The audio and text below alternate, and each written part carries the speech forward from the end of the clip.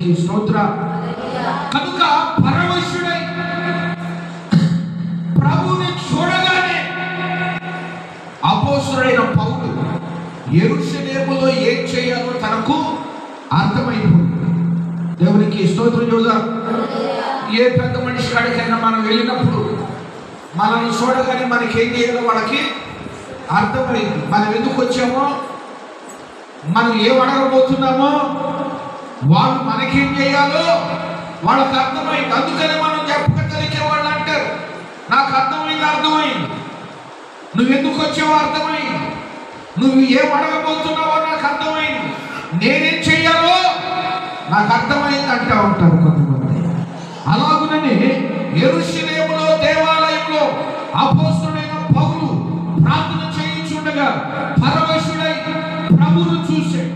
ప్రభువును చూడగానే పౌలుకు అర్థమైంది, యెరూషలేములో తాను ఏం చేయాలో, ఎంతకాలం ఉండాలో, ఎలా సువార్త ప్రకటించాలో, ఎంతమందిని ప్రభువులోకి నడిపించాలో, సువార్త కొరకు ఎంత కష్టపడాలో, ఎంత త్యాగం చేయాలో పౌలు గారికి అర్థమైపోయింది.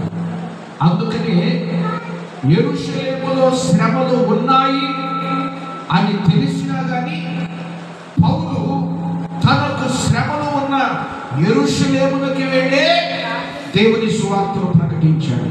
స్తోత్రం చెప్పండి గట్టిగా. హల్లెలూయా. తనకు శ్రమలు ఉన్నాయి అని తెలిసిన యెరూషలేముకే వెళ్ళి దేవుని సేవ చేశాడు. ఎందుకు అంటే ఆత్మవశుడై ఎవరిని చూశాడు? ప్రభువును చూశాడు. ప్రభువును చూశాడు కనుక ఏమర్థమైంది? ప్రభు కొరకు ఏం చేయాలో అర్థమైంది. దేవునికి స్తోత్రం చూద్దాం. హల్లెలూయా. కనుక ఎప్పే పట్టణంలో పేతురు ప్రార్థన చేస్తూ పరవశుడై దర్శనాన్ని చూశాడు. దర్శనం ద్వారా ఏమర్థమైంది? అతని ఏం చేయాలో అర్థమైంది. యెరూషలేములో ప్రార్థన చేస్తూ పరవశుడై ప్రభువును చూశాడు పౌలు. ప్రభువును చూడగానే పౌలుకి ఏమర్థమైంది? యెరూషలేములో ఇతని చేయాలో అర్థమైపోయింది. దేవునికి స్తోత్రం చూద్దాం. హల్లెలూయా, హల్లెలూయా. కనుక దేవుని సన్నిధిలో ఉన్నటువంటి మనము గమనించాలి, ఎంత బలమైన ప్రార్థన జీవితం. పౌలు పేతురు గారు ఆ పరమశుడవగా అతనేం చేయాలో ప్రభు చెప్పాడు. పౌలు గారు పరమశుడవగా ప్రభువును చూసి ప్రభు కొరకు యెరూషలేములో ఏం చేయాలో పౌలు గారు అర్థం చేసుకున్నాడు. దేవునికి స్తోత్రం చూద్దాం. అంటే దేవుని కొరకు, దేవుని పనిలో, దేవుని మందిరంలో, దేవుని మార్గంలో, దేవుని కొరకు మనమేం చేయాలో మనకు అర్థం కావాలంటే మనం కూడా ఏం చేయాలా? ప్రార్థన చేయాలి. దేవునికి స్తోత్రం చూద్దాం. పరవశులమైపోయేంత ప్రార్థన చేయాలి. అంత ప్రార్థన జీవితాన్ని మనము గడపగలగాలి. దేవునికి స్తోత్రం చూద్దాం. ప్రార్థన చేస్తూ చేస్తూ చేస్తూ చేస్తూ పరవశులమైతే దర్శనము ద్వారానో ప్రత్యక్షత ద్వారానో దేవుడు మనకు తెలియపరుస్తాడు. అప్పుడు దేవుని కొరకు మనమేం చేయాలో మనకు అర్థమవుతుంది. దేవునికి స్తోత్రం చూద్దాం. వారు ప్రార్థన చేశారు, పరవశులయ్యారు, ప్రభువును చూశారు, దర్శనమును చూశారు. వాళ్ళేం చేయాలో వాళ్ళకు అర్థమైంది. వాళ్ళు దేవుని కొరకు చేయవలసిన వాటిని చేశారు. దేవునికి స్తోత్రం చూద్దాం. కనుక మనము కూడా ప్రార్థన చేయాలి.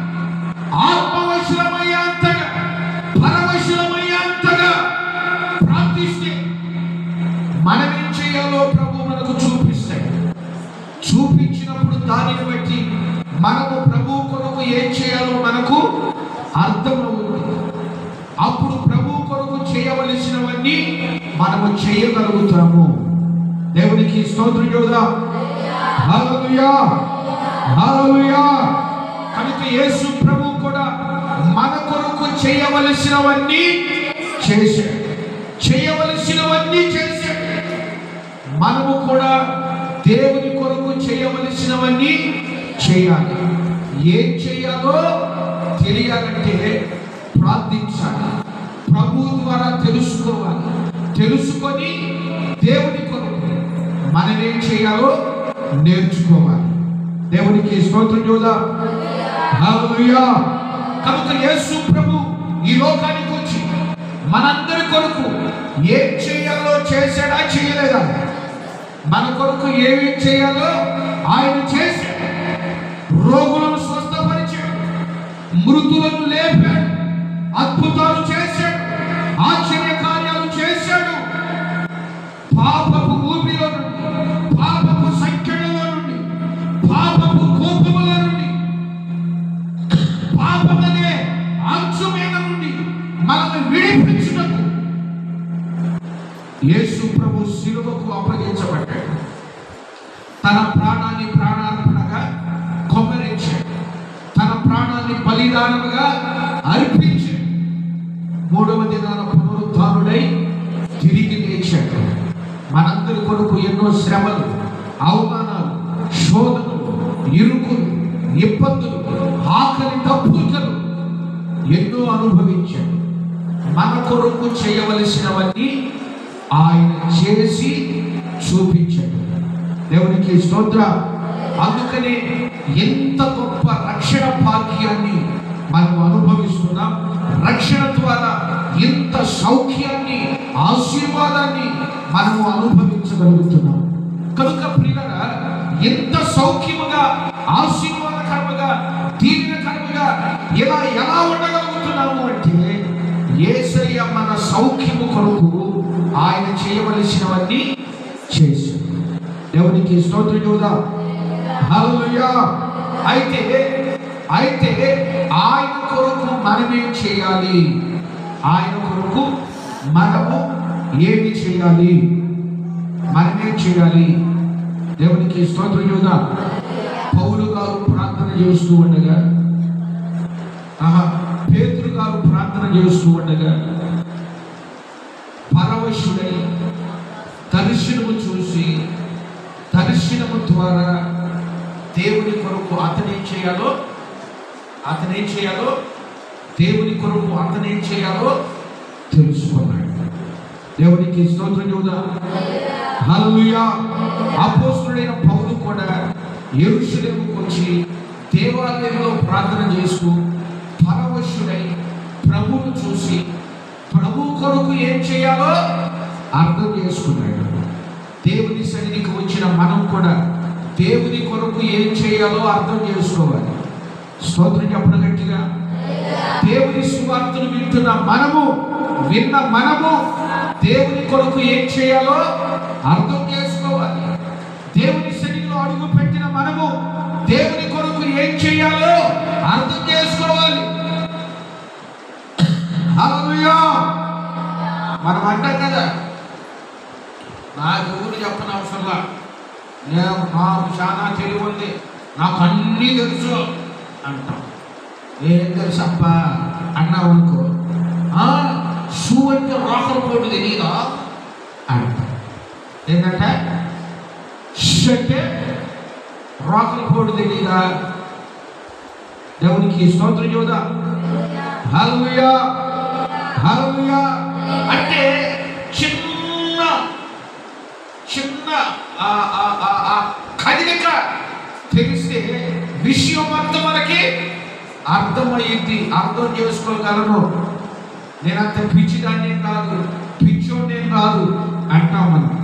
మరి అయ్యే తెలివితేటలు ఉపయోగించి వింటున్న వాక్యాన్ని బట్టి, నువ్వు వచ్చిన దేవుని సన్నిధిని బట్టి, దేవునికి స్తోత్రం, దేవుడు మనకు చేసిన కార్యాలను బట్టి మనము దేవునికి ఏం చేయాలో తెలుసుకోవాలి. సు అంటే రోకల పోటు తెలిసిన మనము, దేవుని సన్నిధిలో అడుగు పెట్టిన మనము, దేవుని వాక్యాన్ని వింటున్న మనము, మన కొరకు దేవుడు చేసినవన్నీ తెలుసుకుంటున్న మనము దేవుని కొరకు ఏం చేయాలో కూడా అర్థం చేసుకోవాలి. దేవునికి స్తోత్రం చూద్దాం. మనము కూడా ఒక పేతురు